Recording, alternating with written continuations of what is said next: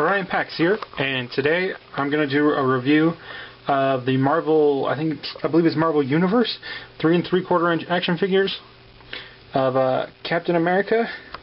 And as you can see, I've got some other action figures around him to kind of compare. These are all about the same size. As you can see, we've got just a Clone Trooper, an Indiana Jones figure, and Shipwrecked G.I. Joe from the 25th anniversary line. And okay, so I picked this guy up at my local Super Walmart, and actually I really don't think these figures are worth their almost $9 charge. And my local Target actually has them for cheaper, but they did not have a very good selection. They were $7.99 at my Target, and they were $8.43 plus tax at the Walmart. But the Target didn't have Captain America, so I got them at Walmart. His only real accessory is this little shield, and he comes with one of these silly little top secret envelopes, and you have to cut open, or well, there's a little sticker that you can fold open, and you pull it out and you get a little card. On one side is an illustration, the other side it is Superhuman Registration Act, and it gives the real name, code name, physical traits, and it gives their powers, and it has a picture of them in costume and without their costume on. And then there's also, let's see, whoops, dropped something. There's also a little code that you put in online at furyfiles.com.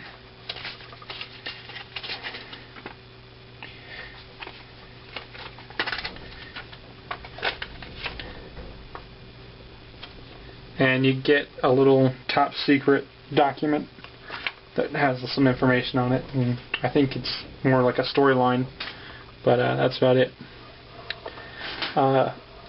This is more like the universe, Marvel Universe, Captain America, not more of the traditional style. As you can see, no wings on the sides of his head.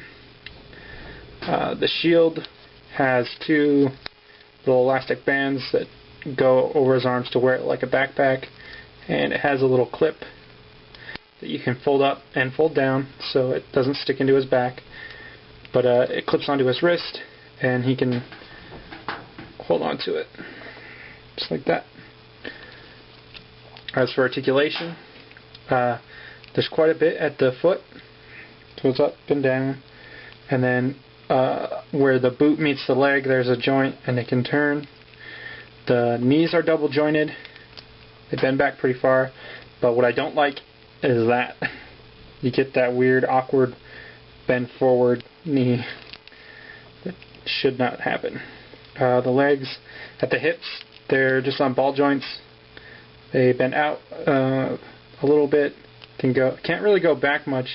For some reason, I guess his butt is in the way, but it does come forward like all the way, straight up, like that. He actually has 2 points of articulation in his torso, and I know some of these figures in this line do not. They only have 1 point. So he can 360 at the waist and move forward and back right there, and 360 right there also. And the shoulder can 360 and bend up like that. Can't really go much higher than that.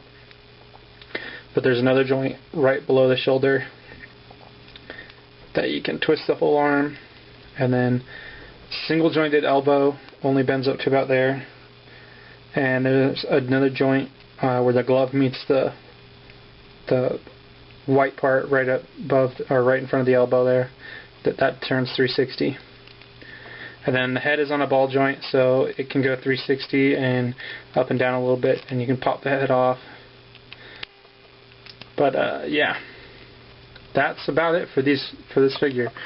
I was looking at a whole bunch of these at the store, and there are some that are much better than others. as far as sculpts go. As far as articulation goes, most of them were the same. The only real difference that I noticed was that some of them seem to have a joint at the waist that allows them to 360 there, and some of them do not. And most of them come with some sort of accessory. I think the only one that really didn't was the Hulk figure, but I could be mistaken on that. I didn't look at it too hard. It had a really weird head. But they're pretty nice figures. I mean, they're pretty comparable to like G.I. Joe's.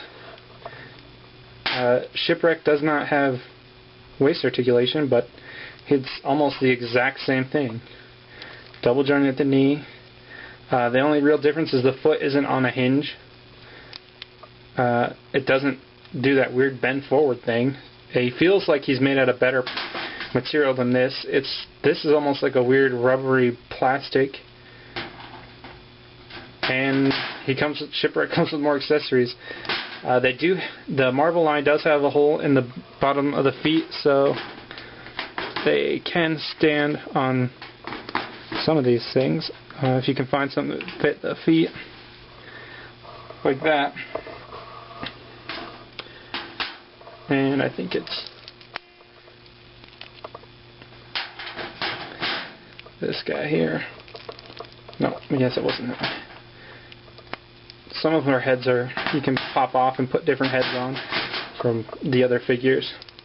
So I guess that's kind of cool for customization if you wanted to get some of these and make some of your own or do some customizing. But for $9, a 3 3/4 inch figure, it's kind of ridiculous to me. I don't think I'll be getting any more in this series, at least not out of my pocket. If you really, really want these and you don't like the Marvel Legends, which I can understand why they're kind of strange figures sometimes, but I don't know. If you like it, go get them. If not, don't waste $9 on it. Put it on something else. That's about it. Thanks for watching.